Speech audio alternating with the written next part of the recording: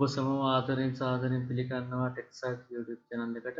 අද මම කතා කරන්න බලාපොරොත්තු වෙන්නේ Windows මෙහෙයුම් පද්ධතියක් තුළ ඔයාලට භාවිතා කරන්න පුළුවන් shortcut keys කිහිපයක් පිළිබඳව. ඔයාලත් වැඩිපුර පරිගණකයත් එක්ක යෙදෙන කෙනෙක් නම් මං හිතනවා ඔයාලට මේ වීඩියෝ එක ගොඩක් වැදගත් වෙයි කියලා. අපි බලමු මොනවද shortcut keys අපට භාවිතා කරන්න පුළුවන්. මම ඔයාලට මුලින්ම කියලා දෙනවා run command එක ලබා ගන්න කොහොමද කියලා. ඒකට මම යතුරු පුවරුවේ Windows key එකත් එක්ක R key එක ඔබන්න ඕන එකට. හරි. මට මේකෙන් කරන්න පුළුවන් වෙන්නේ අපිට ඉක්මනින්ම මොකක් හරි application එකක් open කරගන්න පුළුවන්. එතකොට අපිට යන්න ඕනේ නැහැ start menu එකට ගිහිල්ලා එකකින් search කරලා හරි click කරලා හරි ගන්න ඕනේ නැහැ. මෙතන අපි application එකේ නම මෙතනට ලබා දුන්නා නම් හරියටම හරි මම excel කියලා ලබා දීලා enter කරනවා. එතකොට මට මෙතනින් ඉක්මනින්ම ලබා ගන්න පුළුවන්. හරි. එතකොට ඊළඟට මම ඔයාලට කියලා දෙන්න කොහොමද මේ අපි open කරගත්ත මේ වගේ window එකක් close කරගන්නේ කියලා. එතකොට මම පාවිච්චි කරනවා ඒකට keyboard එකේ alt එකත් එක්ක F4. එතකොට මම දැනට ඉන්න current window එක close වෙනවා. හරි. ඊළඟට මම ඔයාලට කියලා දෙනවා කොහොමද Windows Explorer වලට යන්නේ කියන එක. Windows Explorer වලට යන්නේ කියන එක නැත්නම් my computer තුලට යන්නේ කොහොමද කියලා. ඒකට කරන්න තියෙන්නේ Windows key එකත් එක්ක E press කරන්න. මම Windows key එකත් එක්කම up arrow එක click කරොත් ඒක maximize වෙනවා. down arrow එක click කරොත් ඒක ඊට වැඩිය පල්ලෙහා මට්ටමකට එනවා. තව පාරක් මම down arrow එක click කරොත් මට මේක minimize කරගැනීමේ හැකියාව තියෙනවා. ඊළඟට මම ඔයාලට කියලා දෙන්න බලාපොරොත්තු වෙන්නේ කොහොමද කම්පියුටරේ තියෙන task manager එක open කරගන්නේ කියලා. ඒකට ඔයාලා control එකයි shift එකයි escape එකයි එකපාරට කුබන්න ඕන. එතකොට ඔයාලට task manager open කරගන්න පුළුවන්. මම මේකෙන් අයින් වෙන්න alt එකයි F4 එකයි ඔබනවා. ඊළඟට Windows වල help එක ගන්න ඔයාලා keyboard එකේ shortcut එකක් විදිහට පාවිච්චි කරන්න පුළුවන් Windows එකත් එක්ක F1. එතකොට Windows වලට අදාළ help එක අපට ලබා ගන්න පුළුවන්. තව අපිට F1 එක F1 කියන key එක උපයෝගී කරගෙන help එකක් ගන්න පුළුවන් ඕනම application එකට අදාළ. මම Word වල හිටියොත් මට F1 Word වල ඉඳගෙන මම F1 නෙබුවොත් මට Word වලට අදාළ help එක ලැබෙනවා. Excel වල ඉඳන් මම F1 නෙබුවොත් Excel වලට අදාළ help එක ලැබෙනවා. ඒකත් ගන්න පුළුවන් ඒ විදිහට. Windows එකත් එක්ක F1 නෙබුවොත් මට Windows වලට අදාළ help එක ලබා ගන්න පුළුවන්. හරි.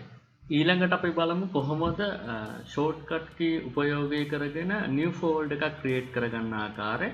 ඒකට මම පාවිච්චි කරනවා ඔයගොල්ලෝගේ keyboard එකේ තියෙන control key එකයි shift key එකයි එන්නේ.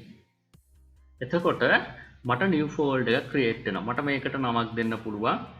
මම මේකට නමක් දෙනවා sample කියලා දෙන්න. sample. හරි. මම ඒක enter කරගන්නවා. ඊළඟට මට පුළුවන් මේ folder එකට වෙනත් නමක් දෙන්න නැත්නම් rename කරගන්න. එතකොට rename කරගන්න පුළුවන් keyboard එකේ තියෙන shortcut key එක වන F2 click කිරීම හරහා. මම මේකට එතකොට දෙන්න sample folder කියලා දෙන්න. හරි. මට නම වෙනස් කරගන්න පුළුවන් F2 කියන function key එක උපයෝගී කරගෙන. ඊළඟට මට මේක තුලට යන්න enter key එක එකපාරක් click කරන් පස්සේ මට මේක තුලට ගමන් කිරීමට හැක. ඊළඟට මම මේ folder එක ඇතුළේ තව folder එකක් create කරගන්නවා. ඒකට මම control shift එකයි n එකයි යොදනවා. ඒක මම දෙන්න folder එක අංක 1 විදියට. හරි. ඔයාලා හිතන්න මට මේ 1 කියන folder එක copy කරගන්න ඕන උනේ කියලා. එතකොට මට ෂෝට්කට් කී එකක් විදිහට පාවිච්චි කරන්න පුළුවන් control එකයි C එකයි. හරි. මම කොපි කරගත්තා. දැන් මේ කොපි කරගත්ත එක මට මෙතනම paste කරගන්න පුළුවන් control එකයි V එකයි උපයෝගී කරගෙන. control එකයි V එකයි උපයෝගී කරගෙන. හරි. දැන් මට මෙතන තියෙන මේ ෆෝල්ඩර් එකක් delete කිරීම සඳහා මට කරන්න පුළුවන් control එකයි T එකයි ක්ලික් කරන්න. control එකයි D එකයි ක්ලික් කරන් පස්සේ මට මේක delete කරගන්න පුළුවන්. එතකොට මේක ගමන් කරනවා අපේ recycle bin එකට ගමන් කරනවා. recycle bin එකට ගිහිල්ලා බැලුවොත් හරි. මට පුළුවන් මෙතනින් control Z එකක් දීලා undo කරගන්න. එතකොට අර කලින් මම හිතුව ෆෝල්ඩර් එකට ගියන් පස්සේ ඒ ෆෝල්ඩර් එකට අදාළව මට delete කරගත්ත ෆෝල්ඩර් එක නැවත එතනට ලැබෙනවා. හරි. මට ෆෝල්ඩර් එක permanent delete කරගන්න ඕන වුණොත් මට කරන්න තියෙන්නේ ඒ කියන්නේ අපට recycle bin එකට නොගිහින් permanent delete කරගන්න ඕන වුණොත් මට shift එකත් එක්ක delete එක ඔබන්න පුළුවන්. දීලා මෙතන එනවා අපට පොඩි dialog box එකක්. ඒකේ අහනවා මේක permanent delete කරන්නද කියලා. එතකොට මට yes දෙන්න පුළුවන්. එතකොට මේක recycle bin එකට නොගිහින් delete කරගැනීමේ හැකියාව තියෙනවා. මම බලාපොරොත්තු වෙනවා ඔයාලා අද වැදගත් shortcut keys කිහිපයක් ඉගෙන ගන්න ඇති කියලා. ඔයගොල්ලෝගේ දිනදා ජීවිතයේදී පරිගණකයත් එක්ක වැඩ කරනකොට ඔයගොල්ලොන්ට නිතරම භාවිතා කරන්න පුළුවන් වෙන shortcut keys ටිකක් ඉගෙන ගත්තයි කියලා. ඔයාලා මේ පාඩමෙන් දෙයක් ලබා ගත්තා නම් ඔයාලගේ යාළුවන්ට බලන්න මේ වීඩියෝ එක share කරන්න. තවමත් TechSite YouTube channel එක subscribe කරලා නැත්නම් TechSite YouTube channel එක subscribe කරලා එහා පැත්තේ තියෙන bell icon එකත් ඔබලා තියාගන්න.